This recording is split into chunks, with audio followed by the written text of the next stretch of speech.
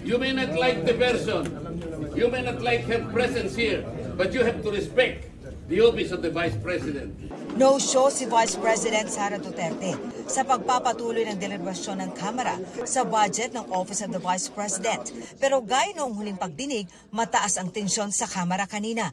Tanong ni Sagip Party List Representative Rodante Marcoleta, isasantabi na ba ang tradisyong bigyan ng kortesiyang OVP pagdating sa agarang pag-aproba ng budget nito? Wala na dapat tanungan. Ba't ang nangyari, barrage of questions. That's why I'm asking. Bakit natin ginawa yun earlier? Are we not already respecting a tradition well kept by this House? Nagkainitan pa nung sinuspindi ang hearing. Why is that speed? Di ba kami pwede salita?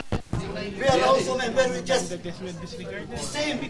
Nang ituloy ang pagdinig, For non-tradition. nagmusyon si Representative Marcoleta na itigil ang budget hearing at ipasa na ang OVP budget. Pero natalo ang musyon. Iaanhin natin ang tradisyon kung tatalikuran natin ang ating responsibilidad sa taong bayan na suriin, kilatisin ang ating budget. Bukod sa wala ang bise, wala rin kahit isang staff ng OVP na dumalo sa pagdinig. The head of agency should be present. And I do not care even if she is the Vice President, Madam Chair. I will not allow that Congress will be insulted by the head of any agency. Sa sulat na ipinadala ni VP Sara kay House Speaker Martin Romualdez, sinabi niyang ipinauubay na niya sa House Appropriations Committee ang kanilang budget. Nasa committee naman na daw lahat ang dokumento kaugnay ng hinihingi nilang budget. Batinela to the max. Kung hindi po kayo makakasagot, Madam, ang tinanong ko na sa inyo, I am now moving. Sorry. Oh. May pratinela pa.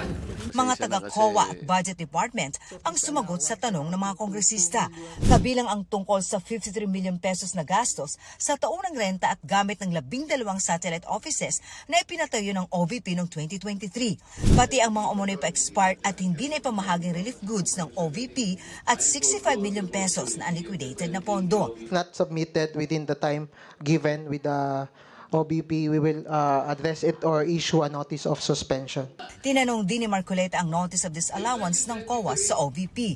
There is no guilt yet until and unless you are able to receive the reply, the answer, and the explanation of the Office of the Vice President. That is correct po. And it Have you received a copy? Of the reply po? Yes. They have not yet replied. Sa huli, na-defer ang termination ng pagdinig sa 2025 budget ng OVP. Patuloy namin kinukuha ang panig ni Vice President Duterte hinggil sa mga issue na ipinupukol sa kanya. Kasabay ng deliberasyon sa Kamara, may inilabas ulit na video ngayong araw ang kanyang tanggapan. Dito, inakusahan ng busy ang House Speaker at si House Appropriations Committee Chairman Zaldico. Ang budget ng Pilipinas ay hawak lang ng dalawang tao. Hawak lang siya ni Congressman Zaldico at ni Congressman Martin Romualdez. Noong 2023 raw, may inaprubuhan ng 5 billion pesos na budget sa Department of Education para sa pagpapatayo ng classroom. Nagulat ako kasi merong mga lumapit na miyembro ng House na humihingi.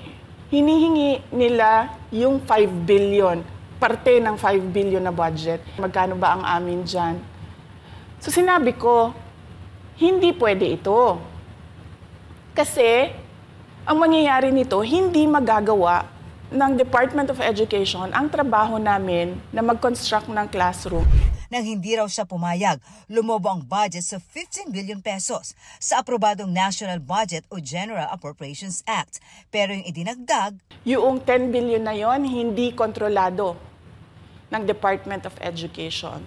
Controlled yon ni Congressman Zaldico at Congressman Martin Romualdez. Sa taong ito naman, binawasan umano ng Kamara ng 5 billion pesos ang budget para sa classroom repairs ng DepEd at idinagdag sa classroom construction. Pero ayon sa BICE, naglakip ang Kamara ng listahan kung saan itatayo ang mga classroom. Dagdag ko lang yan doon sa confirmation na kinuha nila yung budget ng DepEd at isa yan sa mga rason kung bakit ako nag-resign sa Department of Education. Hindi na ako papayag na sa susunod na taon, ganyan pa rin ang gawin nila at ako yung mananagot sa ginagawa nila. Hiningan namin ng pahayag ang opisina ng Speaker Romualdez, pero wala pa silang pahayag sa ngayon. Si Representative Con naman, tinawag na panluloko ang sinabi ng bise na kontrolado umano nila ni Romualdez ang national budget. Napakalaking pambubudol, ang kala nila ang taong bayan hindi matalino. Matalino po. Sasagutin po natin yan. Una-una po, ang miyembro po ng appropriations is around 139. Ang vice chair po is around 56. Ang congressman po is 300. Meron po tayong mga senador na 24. Meron pong miyembro ng Bicameral Conference Committee. Almost 30 po ang nag-attend yan.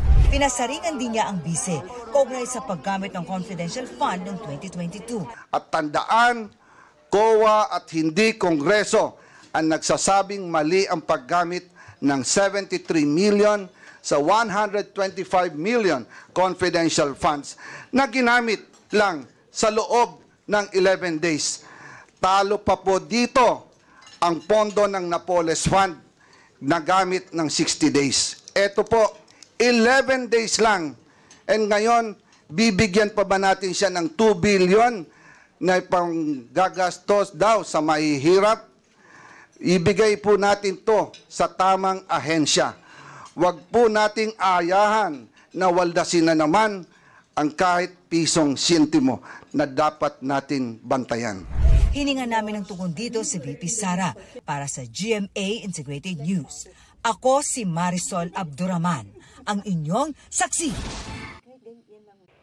Mga kapuso, sama-sama tayong maging saksi. Mag-subscribe sa GMA Integrated News sa YouTube at para sa mga kapuso abroad, samahan niyo kami sa GMA Pinoy TV at sa www.gmanews.tv.